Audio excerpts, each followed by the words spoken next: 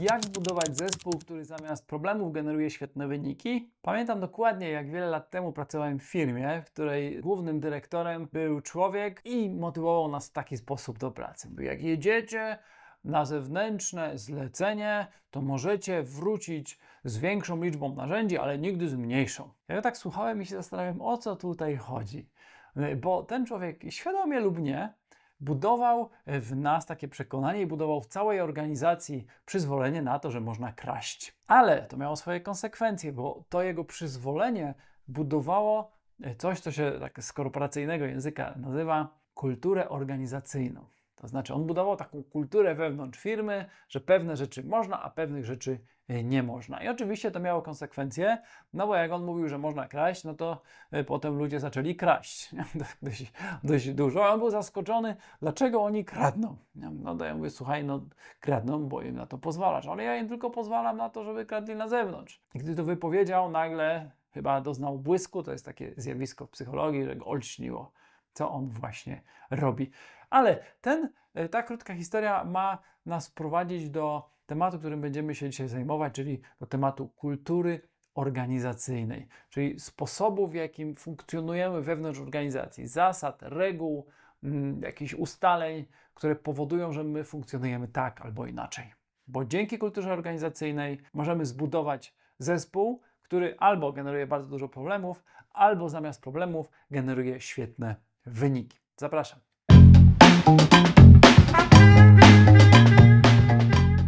Cześć, ja nazywam się Piotr Pytel i wraz z zespołem pomagamy przedsiębiorcom poukładać firmy, żeby mogli pracować mniej i zarabiać więcej. Co to znaczy pracować mniej? Zazwyczaj nasi klienci pracują o kilka godzin mniej dziennie, już po paru miesiącach współpracy, ale ich firma zarabia zazwyczaj 20-30% więcej już w drugim roku współpracy, a na tym kanale całkowicie bezpłatnie dzielę się podpowiedziami właśnie jak pracować mniej, zarabiać więcej, a dzisiaj jak budować zespół, jak zatrudniać ludzi, którzy generują świetne wyniki zamiast problemów. Ale zanim przejdę do rzeczy, tylko wspomnę, że w poprzednim odcinku opowiedziałem o tym, jak zabezpieczyć firmę i jak zabezpieczyć zespół przed odejściem kluczowego pracownika, więc jeżeli go jeszcze nie widziałeś, no to koniecznie zrób to teraz, bo ten odcinek, o którym mówię dzisiaj, był poprzedzony 2 wcześniejszymi i to jest te 3 odcinki, 3 puzzle dają pełen obraz, więc warto się cofnąć, jeżeli jeszcze go nie widziałeś, a jeżeli go widziałeś, to lecimy dalej.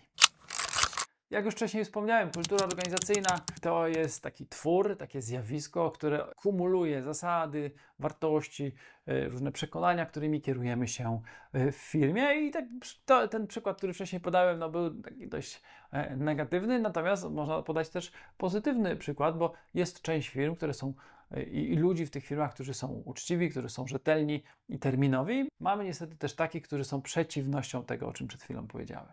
Ale właśnie ten sposób funkcjonowania, sposób tego, jak działamy, jak traktujemy siebie nawzajem, jak załatwiamy różne sprawy w firmie i poza firmą, nazywam kulturą organizacyjną. I dlaczego to jest takie ważne, żeby świadomie budować kulturę organizacyjną? Otóż dlatego, że jeżeli nie zrobisz tego świadomie, nie zrobisz tego z premedytacją, to ona stworzy się sama. To znaczy każdy człowiek, który przychodzi do firmy, no to on ma jakieś swoje przekonania, zasady, wartości i on po prostu się nimi kieruje. I robi to tak, albo robi to inaczej. Natomiast w sytuacji, kiedy, i to bardzo często spotyka mnie, gdy wchodzę już do działającej firmy, nikt nigdy nie zwrócił na to uwagi, no to mamy pewien problem. Bo na przykład dział produkcji ma jakieś tam swoje zasady, swoje reguły i funkcjonuje w swoim świecie. Dział handlowy funkcjonuje w innym świecie. Dział obsługi klienta jeszcze w innym świecie. I w zasadzie tworzą się takie enklawy, nie wiadomo kto z kim współpracuje albo nie współpracuje, bo czasem sobie podkopują tam dołki, czasem robią sobie na złość.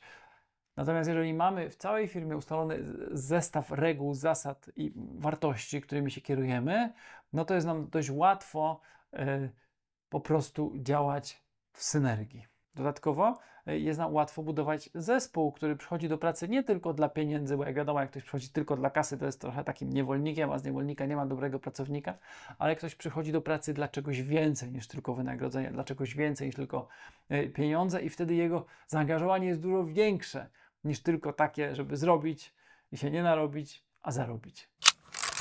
Jak budować kulturę organizacyjną? Otóż warto zacząć od wartości, czyli od takiego czegoś, co jest dla nas ważne. Ja głównie pracuję z małymi, ze średnimi firmami, gdzie właściciel zarządza swoją własną firmą, więc zacząłbym od niego. Co jest dla niego tak naprawdę ważne w życiu i w biznesie? I pamiętam, jak dziś zapytałem tego mojego klienta, o którym są też 2 poprzednie odcinki, słuchaj, jakimi wartościami kierujesz się w życiu? A tak na mnie spojrzał i mówi, ale o co ci chodzi? Ja mówię, no chodzi mi o to, co jest dla ciebie w życiu ważne. Ważna może być dla ciebie uczciwość, ważna może być dla ciebie wiara, ważna może być dla ciebie rodzina, ważne mogą być jakieś inne zasady, ważne może być Bóg. Co jest dla ciebie ważne? No i on wymienił tam kilka takich ważnych dla siebie wartości. Ja mówię, dobra, a co jest dla ciebie ważne w biznesie? I on znowu tak na mnie spojrzał, zaskoczony i wymienił, ale inne wartości. I to się okazało, że on w życiu prywatnym funkcjonował trochę inaczej, a w życiu biznesowym funkcjonował trochę inaczej. I gdy go zapytałem, słuchaj, dobra, a jak ci jest z tym, że tu działasz według takich wartości i zasad, a tu według innych? No wiesz, jest to takie niekomfortowe, bo muszę pamiętać, że to, że tamto. Ja mówię, a co gdyby te wartości połączyć? Gdybyś w życiu kierował się jednymi wartościami, jednymi zasadami, a nie miał zasady tu innych, a tam jeszcze innych. No mówi, no pewnie byłoby lżej. I rzeczywiście okazało się, że jest dużo lżej, gdy mam określone wartości po prostu dla życia, bo wtedy jestem spójny. Wtedy jestem jednym człowiekiem, który kieruje się tymi samymi wartościami zawsze i jest mi dużo łatwiej funkcjonować. I tak właśnie zrobiliśmy. Wykonaliśmy takie ćwiczenie, określiliśmy kilka wartości, tam się pojawiła jakość, tam się pojawiła uczciwość, tam się pojawiła rzetelność, tam się pojawił Bóg, tam się pojawiła wiara. Było parę takich wartości, które było dla niego ważne. Ja zawsze zachęcam do tego, żeby wybrać 3, maksymalnie do 5 na początek, bo tych najważniejszych, bo one są kluczowe. Ale zwróć uwagę na jedną rzecz. Jeżeli określisz, i to jest taki pierwszy etap, jeżeli określisz jakieś wartości, na przykład nie wiem, uczciwość, rzetelność, terminowość, to warto zdefiniować, co one dokładnie oznaczają. To znaczy warto określić definicję dla każdego z nich. No bo jeżeli powiem wysoka jakość, to co to oznacza? Dla ciebie to może oznaczać trochę co innego dla mnie, więc warto tą wysoką jakość zdefiniować. Co to oznacza, że jest wysoka jakość? Albo co to oznacza terminowość? No, czyli robienie w terminie, ale w jakim terminie?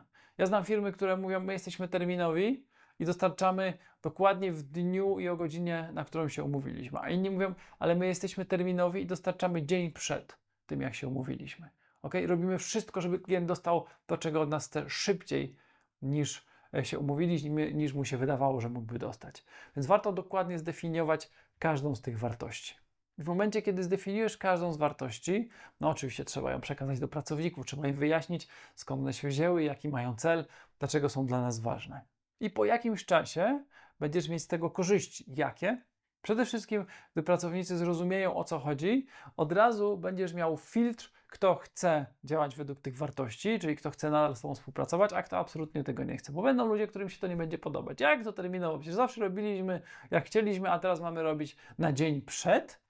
No chyba cię pogięło, nie? I to jest ta trudna decyzja, trudny moment, w którym potrzebujemy się zastanowić, czy tych ludzi, którzy nie chcą działać zgodnie z wartościami, którzy chcą wręcz przeszkadzać czasami, żeby je wprowadzić, chcemy nadal zatrudniać, czy nie. Ja ogólnie rekomenduję, żeby raczej takich ludzi, którzy nie chcą funkcjonować według wartości, które mają działać w całej firmie, zwalniać i zatrudniać takich, którzy będą chcieli, którzy się podpiszą pod tym, którzy będą z tym rezonować i będą nam pomagać tworzyć nową kulturę organizacyjną. Oczywiście to nie jest zawsze takie proste, żeby teraz wziąć człowieka i zwolnić, dlatego zawsze warto z nim raz, drugi, trzeci raz porozmawiać. Natomiast jeżeli on nie odpowiada, jeżeli nie reaguje, jeżeli nie wprowadza żadnych zmian, no to sorry.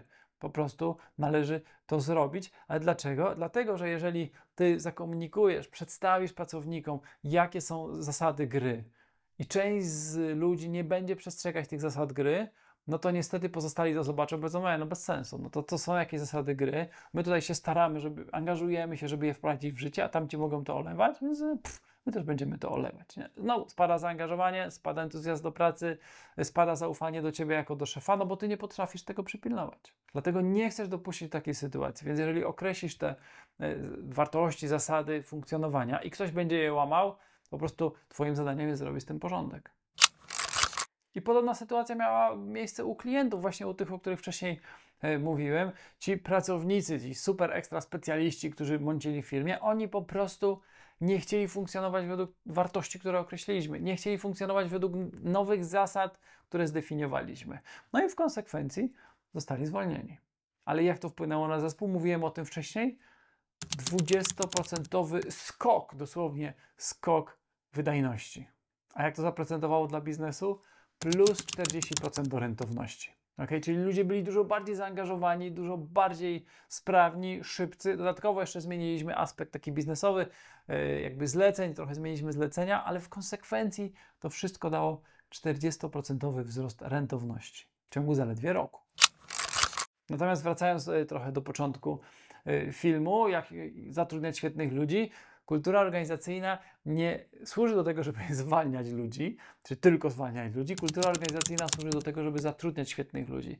Więc w procesie rekrutacji każdy potencjalny pracownik powinien się dokładnie dowiedzieć, jakie są zasady, jakie są wartości firmy, na czym nam zależy i powinniśmy zatrudniać tylko ludzi, którzy wpasowują się w te wartości i zasady. Jeżeli ktoś mówi, nie, to albo widzę, że to mu nie pasuje, absolutnie nie powinienem zatrudniać takiej osoby. A dlaczego?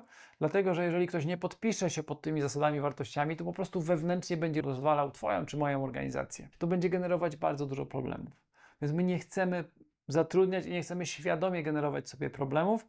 Chcemy je eliminować, chcemy ludzi, którzy będą zaangażowani i tak jak mówiłem wcześniej, przyjdą do pracy nie tylko po pieniądze, ale przyjdą do pracy, żeby dać z siebie coś więcej, bo chcą tu pracować, bo pasują im te zasady, wartości, przekonania i to, w jaki sposób funkcjonuje firma.